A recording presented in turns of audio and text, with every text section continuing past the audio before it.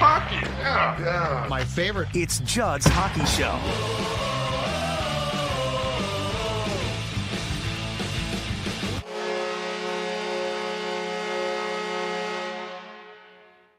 Welcome into a live edition of Judd's Hockey Show from Grand Casino Arena. It is Judd and AJ Fredrickson. We've just watched a 4-3 Wild shootout victory over the Chicago Blackhawks in what was a very interesting game. A lot to talk about. But before we talk about it, I want to tell you about my favorite hamburger, because I want to talk about Parlor and the iconic Parlor burger, which I've been telling you about for quite some time now. Man, is it delicious. And do you want to find out for yourself? Because if you do, it's as simple as this. Scan the QR code and you can make a reservation at any of their 3 locations, right down West 7th here in St. Paul from the arena if you're coming to a game, perhaps the OG location in the North Loop in Minneapolis, or their newest edition, which has been around since the summer now, in Excelsior on Water Street. That is a Parlor. Try that Parlor burger. Great service, great food, great drinks, great fun at Parlor. I just made that up. Okay, so Age, let's talk about it. This was an atrocious start by the Wild. It was 3-0 early in the second period. I think the first 2 goals, we both agree, Teravainen and Donato were not Wallstedt's fault. The third goal was a bad goal, but then the Wild, starting with the Yakov Trenin goal, arguably the prettiest goal of the night, in the second period at 12:33 makes it 3-1. Eriksson Ek then makes it 3-2 early in the third period, and Jared Spurgeon ties it late at 3-3. We get through the OT. There's a penalty called on Matthew Boldy. There's no goal scored in the OT session, although the Wild did shoot a few times. We'll get to that. And then we get a shootout in which Kirill Kaprizov scores the only goal. The Wild wins. We were going to do this show regardless, and I think it was going to be very easy to say the Wild didn't show up. What was that? The building was not full. Felt pretty dead. But more importantly, the home team in the first period into the second period felt dead as well. But after that, man, it really changed. And this went from being what I thought was a pretty a snore fest of a game to a game that in the third period and OT turned actually pretty intense, was fun, but a very, very odd game, I thought, in how it sort of played out in its totality. How about you? Yeah, I mean, it was a very weird game. Just from the start, the Wild, I think, it was about as bad of a 5 minutes to start the game as it could have been for them. They looked like lifeless against the team that's lesser than them. They kind of just said, "Hey, here you go. Have a couple have a couple shots on net," and it was a couple bad clearances that ended up going against them, and a couple good keeps, I guess, by the Blackhawks. But they find the back of the net 1-0, and I was like, "Okay, well, that better be a slap in the face and a wake up call for them." It didn't really continue. The first period altogether was just pretty bad all around by the Wild. So Teravainen's first goal, Ryan Donato scores at the 15-14 marker of the second period, and that was a bad play by Brock Faber, who goes into the corner and kind of does a no-look between the legs backhand pass that I think was intended for Danil Yurov, but he wasn't ready for it, so it drifts wide open to Ryan Donato, who gets a point-blank slap shot on Jesper Wallstedt and beats him, surprisingly enough. NHLers score from that area. But 2-0, okay, now you have to start doing something. It wasn't really the case. Ilya Mikheyev gets a step around Brock Faber in the second period at the 5:54 marker, and on a really good shot, actually, beats Jesper Wallstedt in goal, and then it's 3-0, and a building that you tweeted about this, probably the emptiest and most lifeless crowd that we've seen since the Quinn Hughes acquisition. People started kind of getting up and filtering to the exits. It was very few, but because they were still about half the game here still. But then Yakov Trenin responds with a beautiful kind of what Mikheyev did, and that sort of kickstarted it. And you could kind of see the flow of the game then shifted back for the Wild. They started waking up, they started playing, and they relied on what I think you and I agreed on that they needed to do, which was rely on greasy, blue-collar, dirty, hard-working areas. And it was pucks that got filtered to the net, not the flashiest of plays by any means. But Joel Eriksson Ek, He draws within 1 because a shot gets knocked down. He's right on top of the doorstep. He bats it in. Game-tying goal. Hard work. Puck thrown on net. Nice little, I think it was Eriksson Ek again, who kind of goes stick to skate. Throws it just right on top, and then Jared Spurgeon, crashing the net, needs to bury it. He does, and you got overtime. They relied on going ugly, and they get rewarded for it in a game that was very weirdly officiated at times. I don't want to say that the officiating was, fully against the Wild, but the power play chances were very lopsided. We saw one of the most blatant high-sticking calls go uncalled right before the game-tying goal, and there was just a lot of weird stuff. And then, of course, a good kill by the Wild in overtime.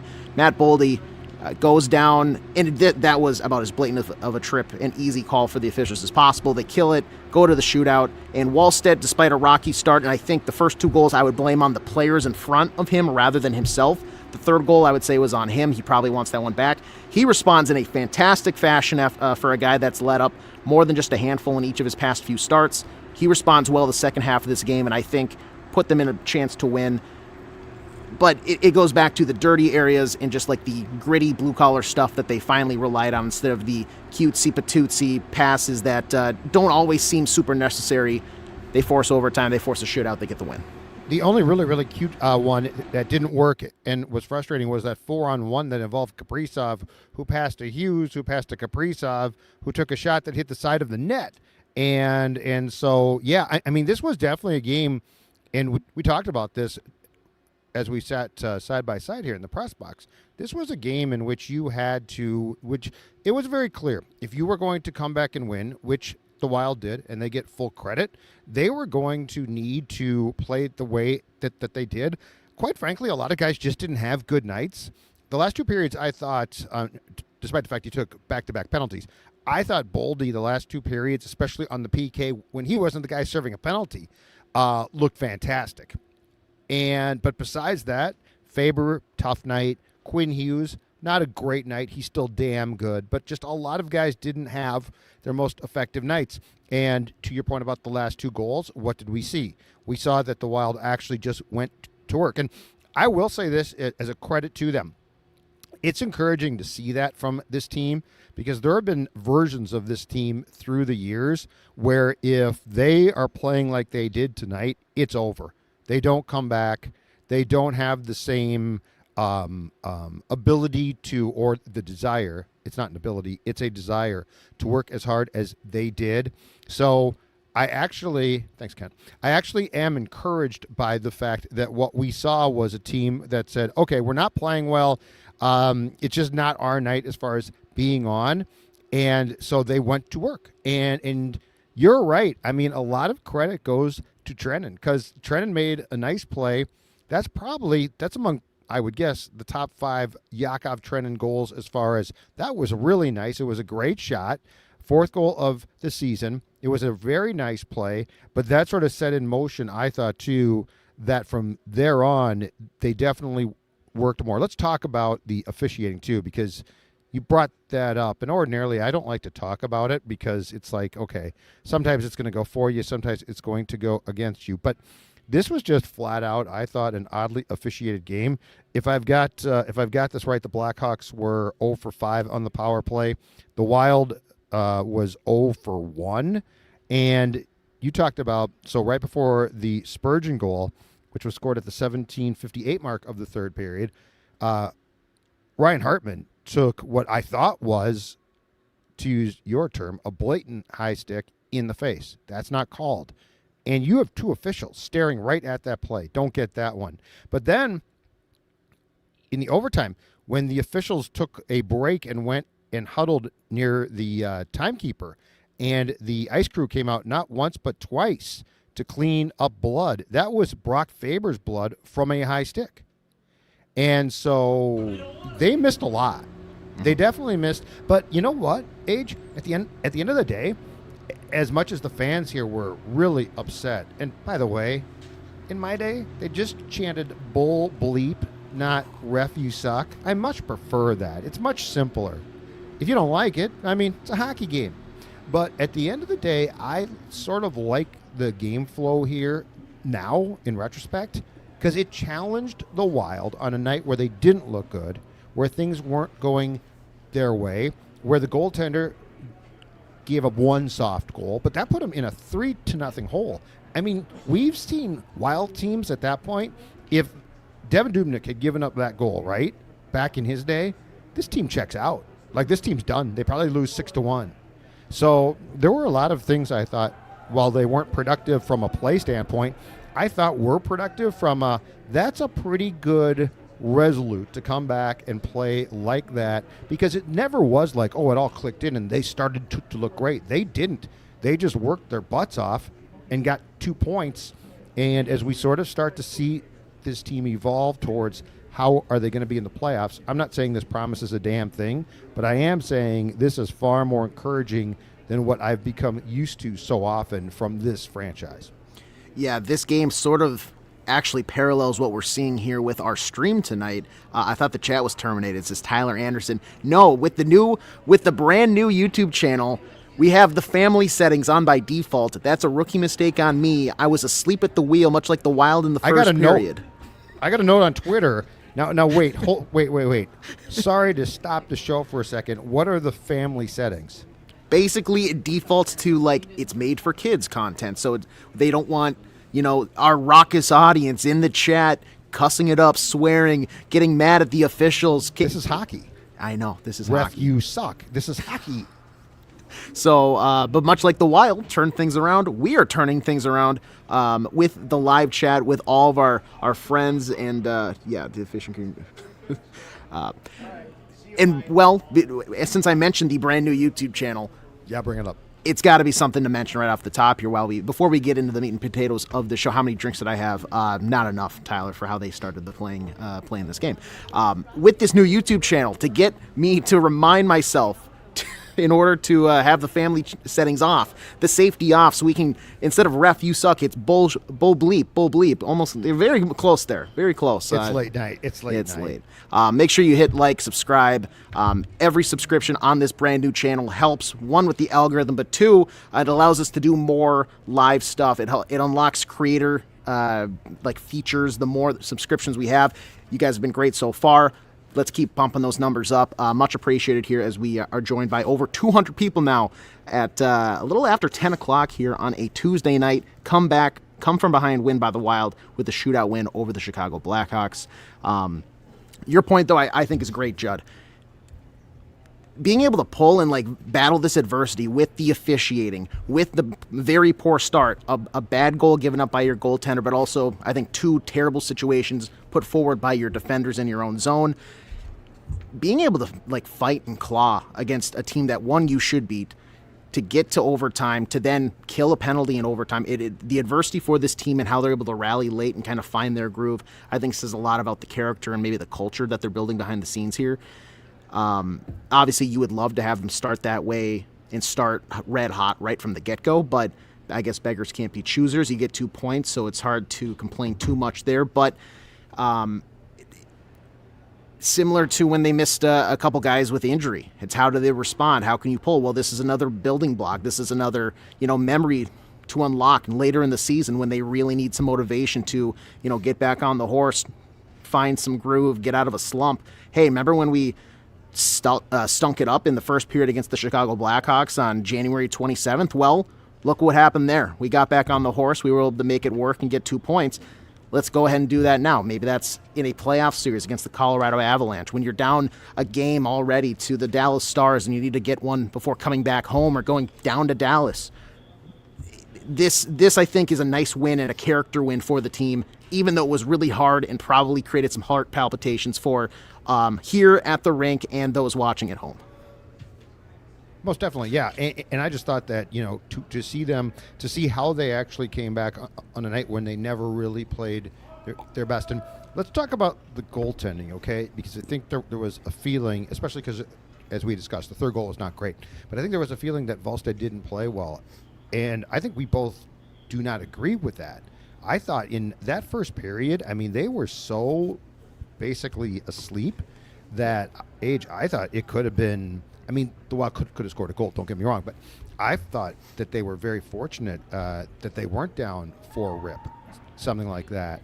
So I said this to you before. I think Wallstedt sort of set himself up, and Gustafsson to a certain degree as well. They're sort of in the same boat here, where I think there's this, because, I mean, those two guys spent, 2.5 months playing out of their minds.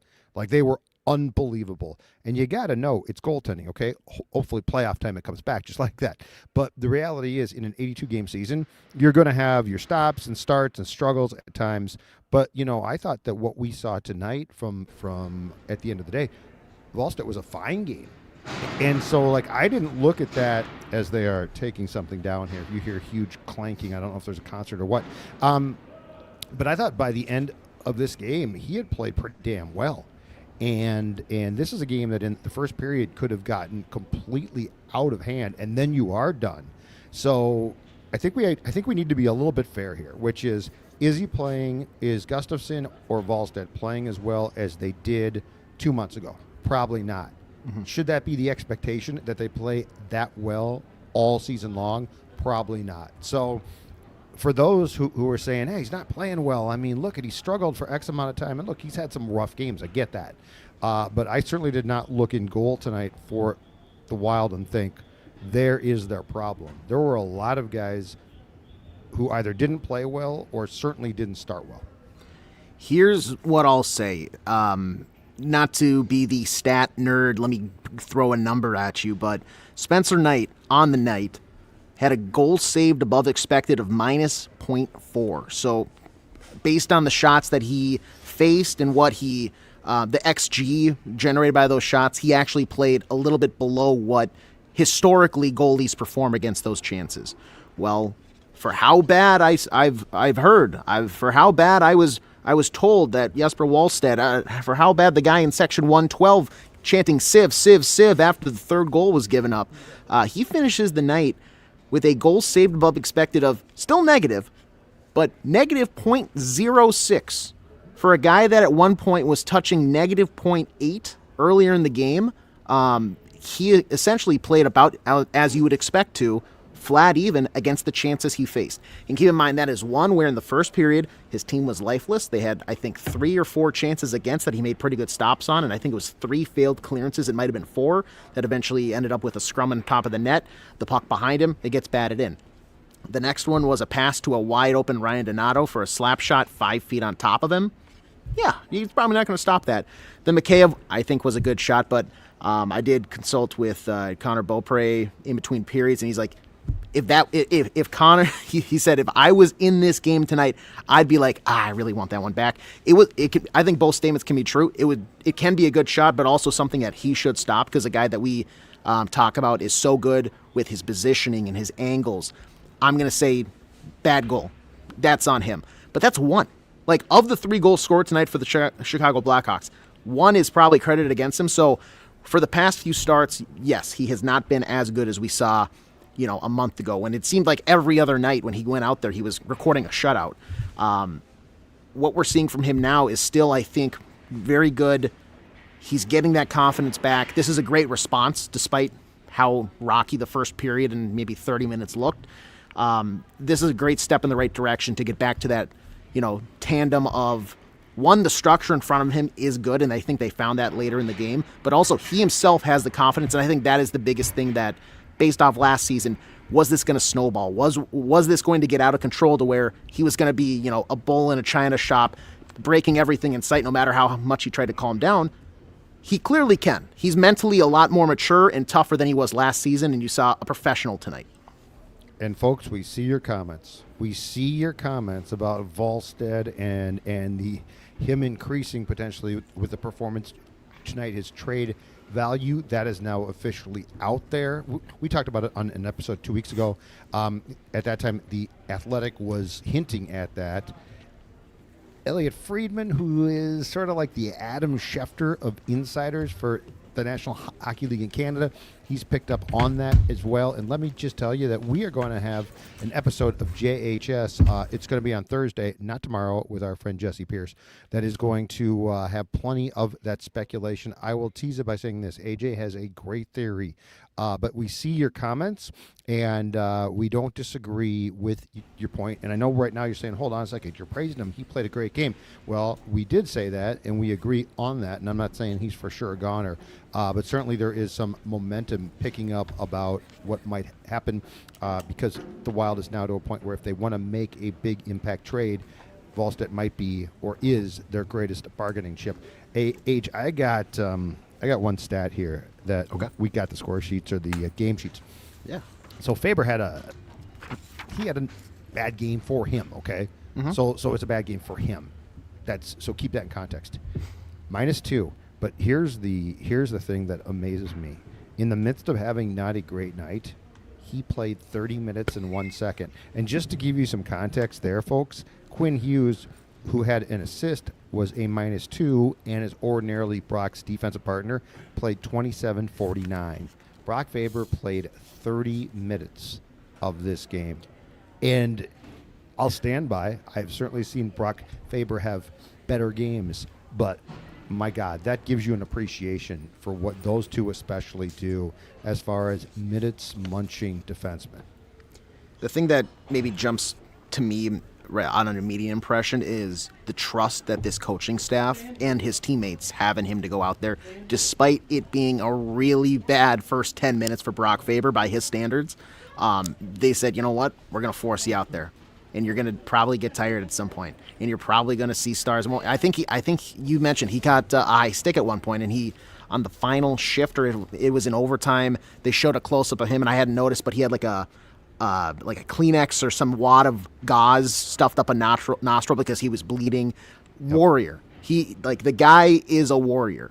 And I don't want to just, to steal your term, I don't want to sit here and just glaze him in his performance because there was bad, but the resilience, and I think this is a big character win, a big character night for the Minnesota Wild, and Brock Faber's character, coincidentally enough, comes forward here. Half an hour played. Over half of the game, about 1 second, but over half of the game played, and that far ahead for time on ice compared to Quinn Hughes, a guy who should be just as in stride with him or even a step or two ahead.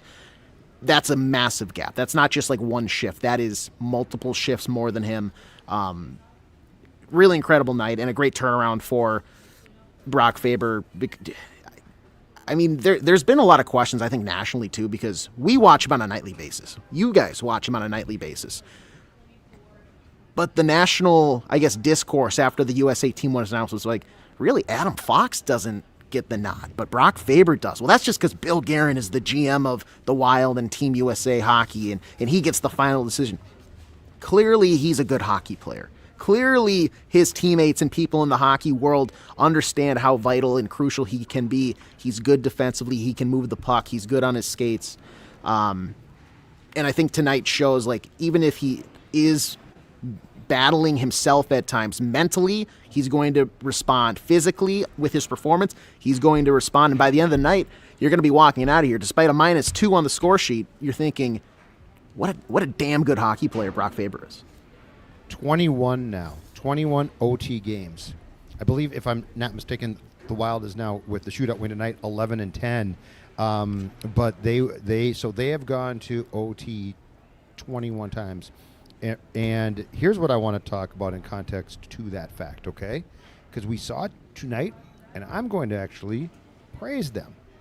After seeing Hughes and Boldy and Kaprizov in the overtime loss to the Panthers right here in this building on Saturday, be on the ice for a very good chunk, most of, not all, of an OT that ended, if I'm not mistaken, with 2 minutes left on a Florida Panthers goal. The Wild had control of the puck a ton. They had 0 shots. And we talked about that. It's inexcusable, right? Tonight, they actually got shots. Now, Boldy took a penalty. They had to kill that off. And to their credit, Eriksson, Middleton did a very good job there. And who was the third? Brock, right? So, it was Faber, Middleton, and Eriksson, and they did a very good job. But what I want to talk about is this. They actually went and created some offense in OT. And I know it sounds stupid, but when you have those three guys on the ice for the majority of a 3-on-3, which is awesome, and they don't get a shot off, I don't care how much they're trying to set up the perfect goal. And John Hines covered for them post-game, which I thought was not surprising, but there's no way that John Hines thought that. Somebody went to those guys and said, you know what, move north and south and use your talents and get shots. And they did. And I understand, just to be clear here, I understand that when we get to the playoffs, 3-on-3 OT is gone. You play periods, 5-on-5, all that's great. But right now, as we sit here, the Colorado Avalanche are in first place in the Central Division with 79 points. As far as I'm concerned, no one's catching them. The Wild now is second with 70 points, and the Dallas Stars are third with 69. And we could debate home ice. Like, it's not what it used to be in the playoffs, but in my opinion, if you're the Wild, you want every advantage that you can get. And so the more that you can finish games off, preferably in 3-on-3, and get 2 points, the better. So I understand that it doesn't translate as far as the OT rules go to the playoffs.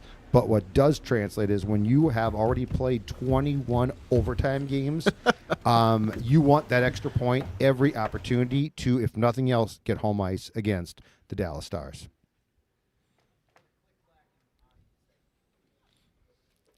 I believe AJ is frozen. Or have I frozen? You froze. Can you hear me? Yes. I'm back. Yes, I'm back. he's back. Jesse Pierce shows up and and there's the Jesse. internet goes to hell. Jesse, Why what was did it freeze, Jesse? I just do these things.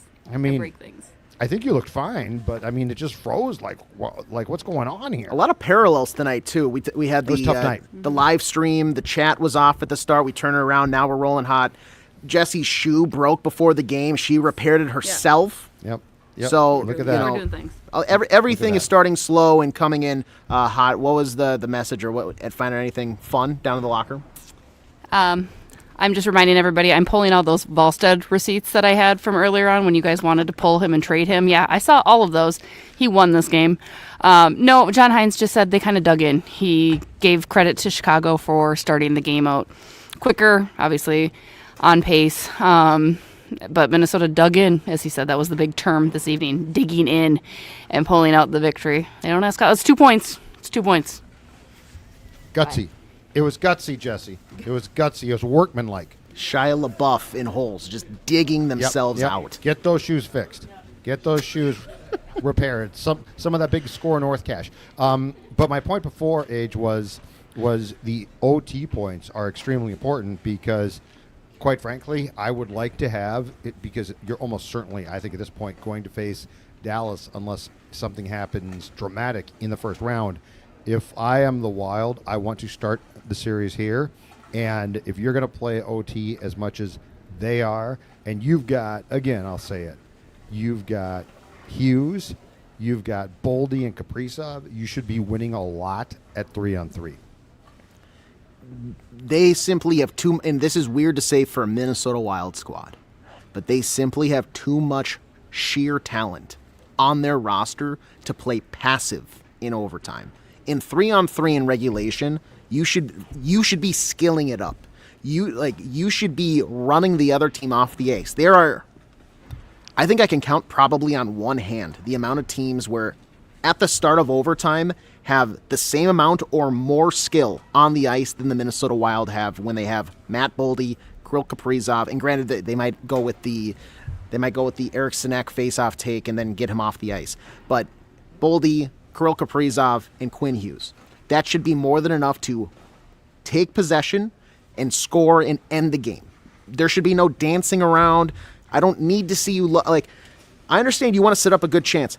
It's 3-on-3. There's a lot of ice. All those guys can skate. All those guys can move. They're all strong on the puck at times. Create your own opportunity and force it to the net because that's how you're going to score. We saw that earlier when Quinn Hughes got acquired and they didn't maybe have as much of a repertoire with each other in 3-on-3 situations. It seems like as they got more comfortable, you saw more passive on overtime situations. There's still no excuse for that. You should be able to just flat out win.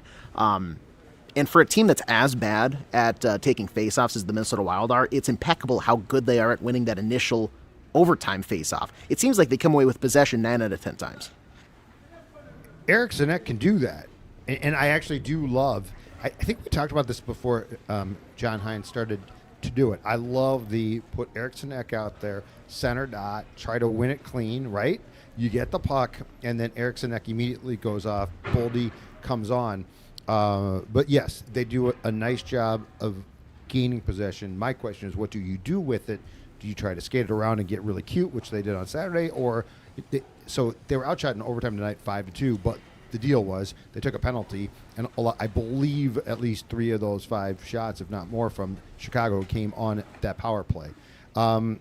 Couple more things to get to, but before that, folks, I want to talk to you about my friends at Victory Tire and Auto, because that's a place that believes in relationships. Their goal is to serve customers for the long term with personalized, trustworthy, and consistent service. A family-owned business established right here in Minnesota in 1997. Victory has an industry-leading 5-year, 50,000-mile warranty. That's right, on all new parts and labor. That is a great deal. Schedule an appointment at any of their 20-plus Twin Cities area locations at victorytireandauto.com and tell them, get this, tell them Sports Dad sent you for $25 off an oil change. You're going to have, just to give you an idea how personalized things are, you're going to have direct text communication with your service advisors about your vehicle.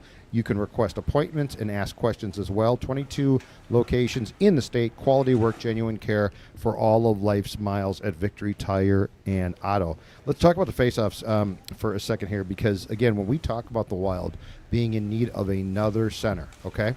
And yes, face-offs, again, were a loss tonight. 42% from the dot for the home team Wild, 58% for the Blackhawks. And when we talk about the need for a number one center, yes, it would be nice to get a center who looks like he 100% belongs with Kaprizov and Zuccarello. Eriksson Ek, in the role that he's playing, is really good there. So I would prefer, I think, John Hines, as he's proven, his preference would be to leave him, Eriksson Ek, with Boldy and Johansson. But tonight from the circle, the Wild won 27 faceoffs. They lost 38. Eriksson Ek won 12, lost 17. Ryan Hartman, who right now is back with that first line, and we talked about that, of Kaprizov and Zuccarello, won 6 and lost 13. Nico Sturm, who's a fourth-line center but pretty good, was 6 and 3. Let's see who else. Yurov won 1 and lost 5. He's proven not to be. He's not there yet. And no. It could come. I like his game. I really do. But as far as faceoffs go, he's not great. But, this goes back to in the playoffs. I really think you got to, and this is why you're going to have to, in my opinion, make a trade that might hurt. But if you want to pursue a Stanley Cup, you've got to get another guy on faceoffs who plays substantial minutes. So I'm not talking about a fourth-line Nico Sturm type of guy, because possession, like, we can debate this, but at the end of the day, we both watch enough games to know how important possession of the puck is. And quite frankly, the Wild just doesn't get it enough. And it feels like every time you check out that scoreboard here that shows the percentages, it is very, very rare that it's favorable to the Wild. Very rare. Yeah, here at Grand Casino Arena, the LED, here's what the percentages. Rarely does the Wild's number get above a 5, if ever. It hovers around the 3 and 4 quite often. And yeah, possession in hockey, that's your life beat. That's your heart rate. If you can have possession right off a face-off, whether it's a power play, and special teams is where it probably comes into play the most. You saw tonight the Wild had one chance. If you're going to get one chance, I want you to at least start with the puck. In the playoffs, they're not going to call as much. Frankly, what the Wild saw tonight against them, that's probably what you're going to have to deal with. You're not going onto the power play often, if ever. So when you do, you want to make sure you take that chance and take them and run, with the full benefits of being a man up for 2 minutes. And on the flip side, if you do have something where Matt Boldy has to sprawl and frankly kind of make a dumb play and trip, I think it was Connor Murphy or maybe it was Artyom Levshinov, but either way, if he goes to the box, you want to make sure that you try to stifle their man advantage as quickly as possible, and that starts by just winning a faceoff. Winning a faceoff, cycling around, chipping it out and down the ice, kills off about 20 seconds. because then they have to go through gathering and re-entering and then setting back up. And by the time that they're actually trying again, you've already killed a fourth of it. 25% gone. So winning the faceoff is so crucial. And this probably actually gives a... So I agree. You'd probably do have to go make a big trade of some sort to acquire a minutes-hungry center. But Caden Smith, with a very on-topic question, says, fellas, please tell me what you guys think about Hartman being 1C instead of Yurov. It doesn't make any sense to me. I'll let you answer this first.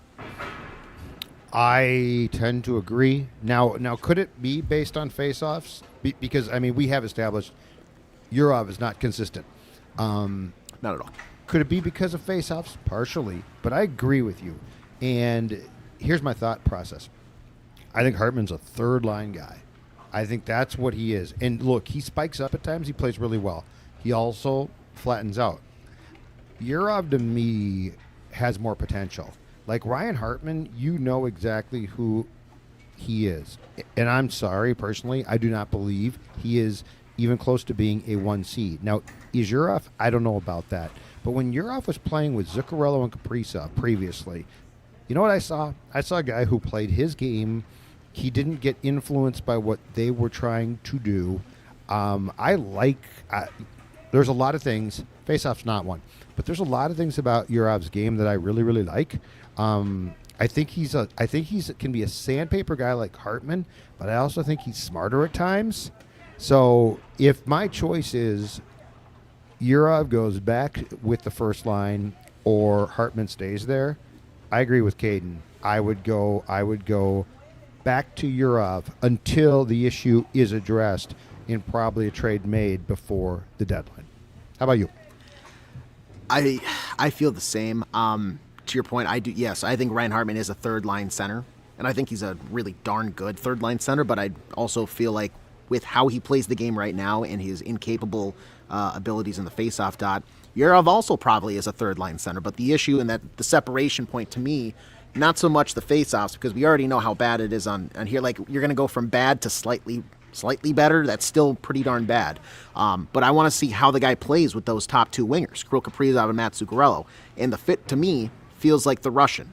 Yurov looks like he fits the role a little bit more. And I know there has been success in the past of Ryan Hartman there, but there's also games where he does look like he really fits, and it looks like it is really working. But there's also games at times tonight, honestly, for the bulk of it, where he's out there with them and he's playing hockey, but he's not playing the same sport as them at times. Like, it's hockey, but it's not their hockey. Yurov, I feel like, inserts himself more and is able to be more fluid with them. He looks a little more natural between them. And this goes back to my thoughts on why Rossi over him was a little interesting before they traded him to Vancouver, which is those two, they're playing with him and it's a trio, it's a line, but they kind of just made it a two-person line where we're gonna pass, we're gonna do our thing, and Rossi was always like waiting to like I got to get in the conga line. How am I gonna get on the dance floor? Yurov doesn't do that. He says, I want to bust a move. I'm gonna get out there right now. He inserts himself. I'm going to take this passing lane. You're not going to give it to me? Fine. I'll circle back. I'll find more open space. Hey, I'm open now. You're going to give You're going to give it to me now. I don't have a shot. I probably should give it to one of the higher skilled guys. I'll facilitate down here. He does that more naturally, and I like that part of his game. His game up the middle, besides the face-off aspect, I do really like. And I think he's going to be a really good center for this team here in the coming years. Right now, he's not necessarily there. But for what they have on the team, on the roster, he is, in my mind, the best fit for that 1C spot at the moment. Agreed.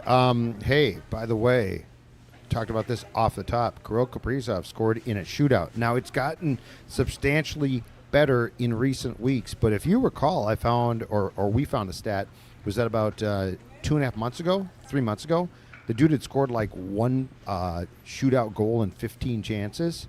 You know what I loved tonight? He went in and shot the puck. Because he's incredibly skilled. We all know that. But, you know, we saw it again. Boldy goes too far in, so he basically lost the puck. Zuccarello shot wide. I'm fine with him. But, you know, how many guys try to get cute? And Kirill tonight didn't.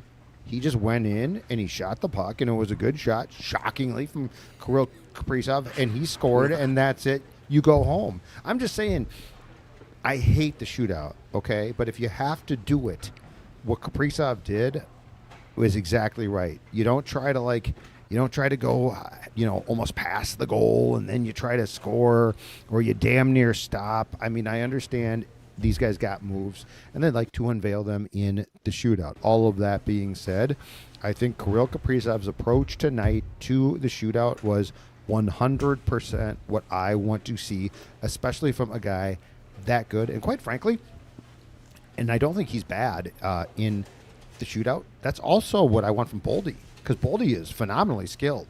I have no idea what he was doing by going in that deep.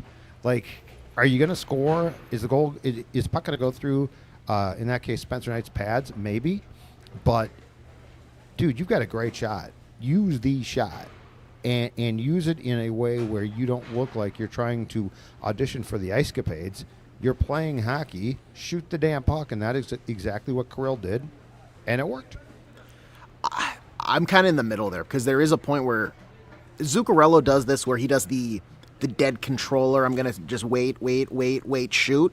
But then there's also what Connor Bedard did tonight, which is too many moves. You're not Patrick Kane in his prime. He basically passed the puck. Yeah. What was he doing? What Kirill did was great. He made a little bit of a move, but for the most part, yes. It's an A-B situation. He goes to make the move, okay, this is where his brain just works well in these situations. We see this in 5-on-5 play all the time and on the power play, etc. But he recognizes, okay, the goalie is like doing, bending his knee a little bit. He's looking to take away the 5-hole. So what can I do? I can probably go backhand roof it. What he did tonight was he recognized there's a spot on the far side of the net here. He's not going to be able to probably cover this. I can get the shot off, and he's accurate. He's quick with his release. Boldy, I think, a very similar way. Matt Zuccarello, I'm fine with him maybe being a little more flashy. He's got that long stick, and granted, I just don't think his shot is as good by any means as Boldy and Kirill. So what Kirill did tonight, that should be the norm. I don't want to see him overthink it. There's no reason to try to be a magician out there. Like, yeah, I've been watching the Patrick Kane, Pavel Datsyuk highlights in the shootout for years now, my entire life essentially. But those moments are like a singular shootout attempt in history. When you can get 2 point or an extra point on the night for your team, that actually will change things in the long run. Not whether or not you have the flashiest shootout attempt in a game where you lose. So Kane also damn near stopped. Yeah, which if I was the ref, I would have blown the whistle and said, "You're done.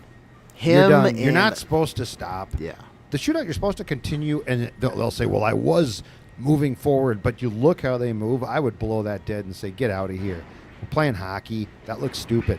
The last thing we find out this afternoon, Marcus Johansson has been added because of injury to Team Sweden. So Brodin is out. He had surgery, out 6 to 8 weeks, but Marcus Johansson is in. Your thoughts about a guy on a 1-year contract for less than $1 million, who a year ago we all, at least the two of us, wanted him gone, being named to play in the Olympic Games? He made me want to pull my hair out last season. Just the way he played, his effort level at times, just how he kind of carried himself at times. Like, I don't think he never not cared, but he also just looked like he wasn't necessarily the most energetic, or like hockey wasn't his first. Yeah, no, his first heart. I don't know. I don't really did care last season. Cares this season.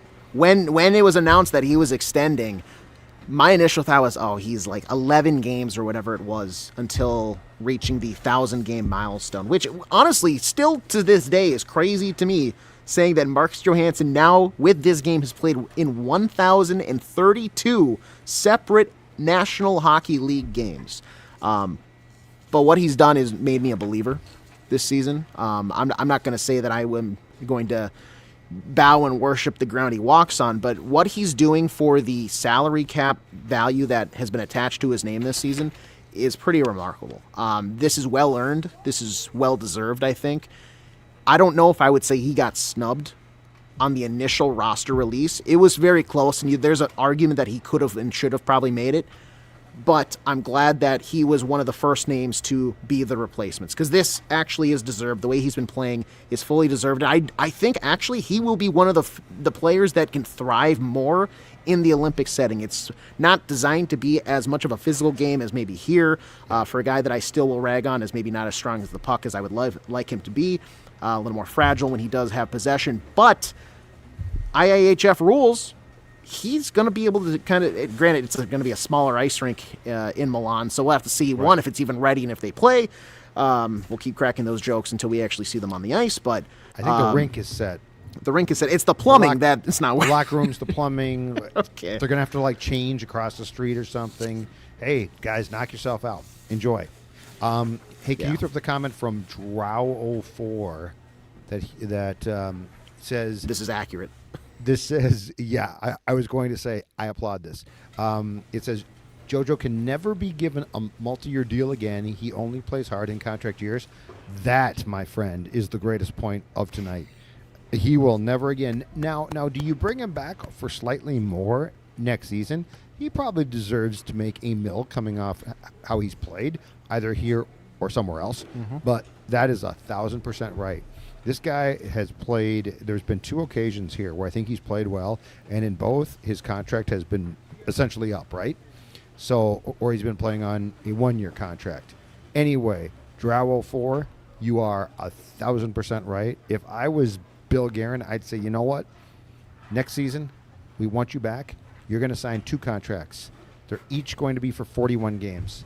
Because if we don't like your first 41, you're gone, and we're not bringing you back.